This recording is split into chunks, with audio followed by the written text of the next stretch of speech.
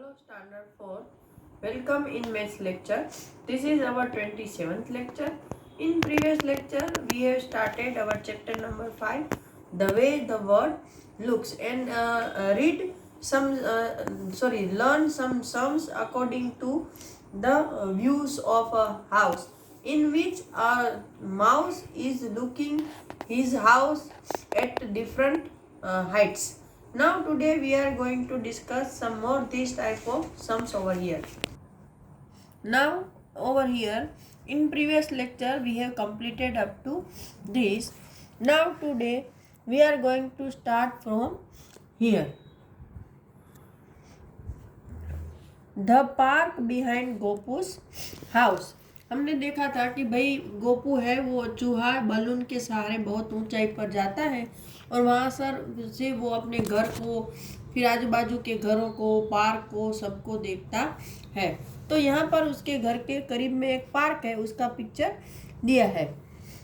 Do you remember the park behind Gopu's house? Here is a bigger picture of that park. Look at it carefully and answer the question. तो यहाँ पर ये जो उसके गोपू के घर के पास जो बड़ा वाला पार्क है उसका बिग पिक्चर दिया है और हमें उसके अकॉर्डिंग आंसर देने हैं। Number first, mark the gate nearest to the sweet shop. ये देखो ये स्वीट शॉप है तो उसके सबसे करीब का गेट कौन सा है? ये ए है और ये बी है, दो उससे ज़्यादा करीब है लेकिन ए ज़्यादा करीब है। Which gate is nearest to Gopu's house? Gopu का घर यहाँ पर है ना, तो उससे करीब का पार्क कौन है, सॉरी गेट कौन सा है? तो के सी. Now if you enter from gate B the green bench will be your dash. देखो ये बी गेट है, अगर यहाँ से आप एंटर होते हो तो ये ग्रीन बेंचेस है वो आपकी कौन सी साइड आएंगी? तो के left side. Now next, when Suhasini entered the park the flower bed was to her right. Which gate did she enter from? देखो अगर यहाँ से सुहासिनी गेट ए से एंटर होती है तो फ्लावर बेड लेफ्ट साइड आती है। अगर ये डी गेट से एंटर होती है तो फ्लावर बेड उसकी राइट साइड आती है। तो यहाँ पर हमको वही पूछा है तो हमें डी गेट लिखना है। Now which of this is nearest to you if you enter from gate C? अगर आप सी गेट से एंटर हो रहे हो तो आपको कौन सी चीज़ ज़्यादा करीब है? बास्केटबॉल कोर्ट, ये रहा, ये बास्केटबॉल का कोर्ट है। फ्लावर बेड्स, ये फ्लावर बेड्स है। ग्रीन बेंच, ये ग्रीन बेंच है। और सीसो, ये सीसो है। तो ये सीसो है। यहाँ तक ये पेज खत्म हो रहा है। Now Ismail's house. On the phone, Ismail told Srijata the route to his house from her house. The route map is shown here. यहाँ पर देखो ये श्रीजता का घर है और यहाँ पर इस्माइल का घर है। तो इस्माइल ने उसको अपना रूट ड्रॉ करके यहाँ बताया है कि ऐसा ऐसा मेरा रूट है और उसने उसको कैसे समझाया वो देखते हैं। This is what Ismail told Shrijata. From your house, reach the milk booth and then take a left turn. क्या बोला? अपने घर से मिल्क बूथ तक जाओ और फिर लेफ्ट टर्न लो. From the second crossing, ये फर्स्ट क्रॉसिंग और second crossing. Take a right turn, यहाँ से राइट टर्न लेना है. And go over the bridge, तो ये ब्रिज आया. Now go straight and then take the first right. सीधे जाओ और फिर वापस राइट लो. तो राइट तो इस साइड आता है. Right turn. After about 100 metre you will be see a big park. But यहाँ पर राइट टर्न लेने पर तो कोई पार्क नहीं आता है, जब हम यहाँ पर लेफ्ट टर्न लेते हैं तब पार्क आता है। तो when you cross the park you will come to a side lane. जब तुम ये पार्क क्रॉस कर लोगी तो तुम्हें एक छोटी सी साइड लेन दिखेगी। My house is the first house in that lane. तो ये जो लेन यहाँ पर आपको दिख रही है उसमें उसका घर पहला है, लेकिन उसने जो राइट टर्न लेने के लिए बोला वो गलत बात हो गई। Did Ismail go wrong somewhere? Yes, obviously वो रॉन्ग गया है, लेफ्ट की जगह उसने राइट बोल दिया है। Can you correct him? तो yes, we should have to turn left over there. So where Shrijata was reach if she takes the route he told her. अगर श्रीजता इसके अकॉर्डिंग रूट लेती है तो वो कहाँ पहुँचेगी? तो वो पहुँचेगी इस्माइल के घर के बिल्कुल ऑपोजिट साइड में। Now right the direction for going from Ismail's house to Shrijata house.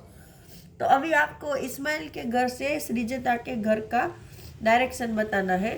तो यहाँ से this is the Ismail's house. Now go straight, there is a park over there, and then you should have to take a right turn over there. Now on the first turn you should have to take a right turn, cross the bridge, and then you have to take one left turn and cross two crossing over there, right? ये one और ये two, and then again you should have to take one right turn over there, and then after some walking you will be go to the श्रीजता's house। ये उसका root है। Now over here आपको सिर्फ right और left अपने आप को यहाँ पर खड़ा रखना है और राइट लेफ्ट करके सोचना है, ठीक है। वापस समझा रही हूँ, देखो जैसे हम यहाँ पर खड़े हैं, यहाँ मिल्क बूथ पर आए तो हमारा ये लेफ्ट हैंड होगा, ये लेफ्ट और ये राइट। तो लेफ्ट टर्न लिया, फिर गए, फिर ये हमारा राइट है तो यहाँ ले रहे हैं, मतलब ये राइट टर्न हुआ। फिर यहाँ गए तो यहाँ सीधे ये राइट जा रहा है और ये लेफ्ट जाएगा, ठीक है, ये लेफ्ट ये राइट, तो हम यहाँ लेफ्ट टर्न लेंगे, ये सारा राइट टर्न है, ओके। तो यहाँ पर जैसे हम रिवर्स आएंगे तो क्या होगा, हमारी जो पोजीशन है वो चेंज हो जाएगी। तो जो लेफ्ट था वो राइट और राइट था वो लेफ्ट बन जाएगा। Now Gilbi and the big box. Do you remember Gilbi the end in the maths magic book 3? आपको थर्ड स्टैंडर्ड की बुक याद है जिसमें गिल्बी के बारे में हमने पढ़ा था? तो भाई हम लास्ट ईयर थर्ड में ये बुक नहीं पढ़े थे, अभी के क्लास में है वो। Well, one day Gilby saw a big box on her way. It looked like this. गिल्बी को ऐसा एक जो कि एक एंट है, चींटी है, उसको ऐसा एक बॉक्स दिखा जो कि उसका पहला उसको 4th नंबर दिखा। Gilby moved across the turn left. Now she could see the other face of the big box. यहाँ से वो लेफ्ट की तरफ मुड़ी तो यहाँ उसको ये 5 नंबर दिखा। Gilby was confused. What was this box? She climbed on a cup and tried to see from there. The box looked like this. वो ऐसे टर्न हुई तो 5 नंबर दिखा, तो उसको लगा कि भाई एक्चुअली ये है क्या। तो वो बड़े से कप के ऊपर चढ़ के फिर उस बॉक्स को देख रही है कि एक्चुअली ये है क्या। तो जब उसने वहाँ से देखा तो ये बॉक्स उसको ऐसा दिखा। Can you guess what the box like things was? तो आप क्या गेस कर सकते हो कि ये बॉक्स जैसी थिंग्स है क्या? देखो एक तो छोटी है कप से भी, और वो स्क्वायर है, मतलब वो हम जो खेलते हैं वो वाली डाइस हो सकती है या कोई छोटा सा स्क्वायर टुकड़ा। The number on the opposite face of the box add up to 7। मतलब यहाँ पर जो भी ऑपोजिट फेस है वो उन दोनों का प्लस करके 7 होगा। जैसे कि यहाँ 4 है तो इसकी ऑपोजिट साइड यहाँ है, तो 4 में 6 4 5 6 7, 3 ऐड करें तो 7 आएगा, मतलब 4 की ऑपोजिट साइड होगी 3। और 5 में कितने ऐड करें तो 7 आएगा, तो 2, तो 5 की ऑपोजिट साइड होगी 2। और 1 में कितना ऐड करें तो 7 आएगा, तो 1 में ऐड करेंगे तो 6, मतलब बॉटम उसका होगा 6। Which number was on the opposite side of 5, तो 5 की ऑपोजिट साइड नंबर कौन सा हमने लिखा है 2। विच number will B at the bottom, bottom पे कौन सा आएगा, तो हमने काउंट करके लिखा है 6।